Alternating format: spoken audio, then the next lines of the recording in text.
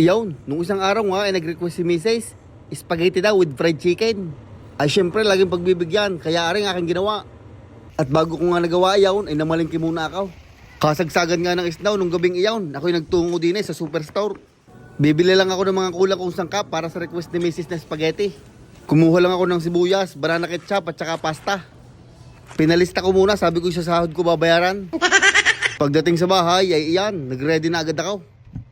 Una kong ginawa ay nagsalang ako ng tubig, din sa kalan. Nilagyan ko nga ng mantika at yun ang nakasanayan. At mga 44 at kalahating asin. Tatakpan at iintayin bumulak. At habang iniintay natin bumulak ang tubig, magagayat muna tayo ng ating mga panggisa. Isang ulo ng bawang, ginahit ko lang ng pinong-pinaw. Kalahati lang na rin binili kong sibuyas na pula. Ginahit ko lang ng papagarinay. At meron din na rin hotdog, 4 na pirasaw. At iyan, ready na ang ating mga sangkap para sa spaghetti. Gagamit tayo ng giniling na baka at saka giniling na baboy at saka ring corned beef at wala tayong rino.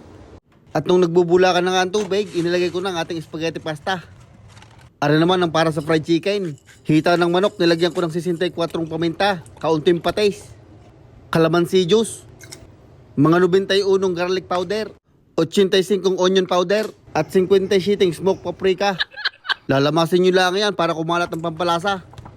Para sa breading naman, pinagsama ko lang ang harina at saka cornstarch. Tinimplahan ko ng tig 120 asin at paminta, at mga 45 garlic powder.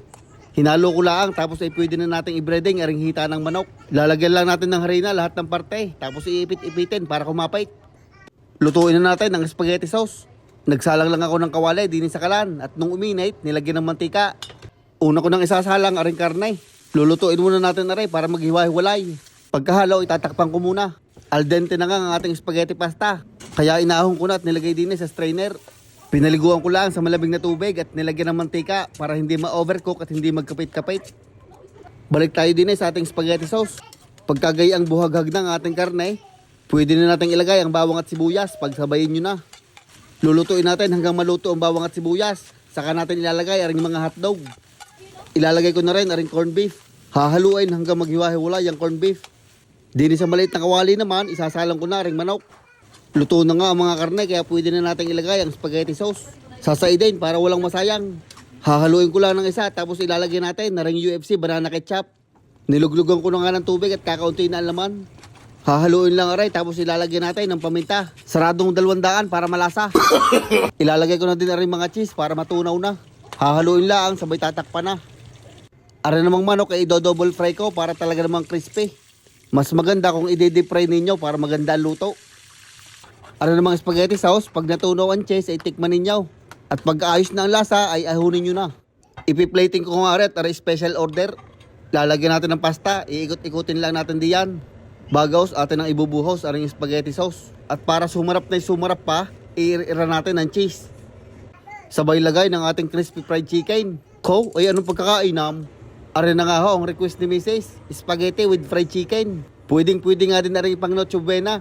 Kaso hindi ko lang sigurado kung pasok sa 500. Ay pagkakulang ay di-palista nyo na lang sa DTI. Aringat, i-deliver ko na ang special order. Sa table 143, I love you. Ay syempre, special order din. Aring para sa aming bulinggate.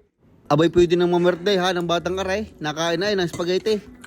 Ay siya ay paano, dating gawi. Ikakain ko na lang kayo. At habang ko'y nakain din isa-shoutout ko lang si Daryl Luzong at si Mr. Francisco Bari. Ara namang spaghetti sauce at saka pasta, inilagay ko na sa container. Ang isang spaghetti sauce ay diretso na sa freezer at sa Pasko na kami magkikita.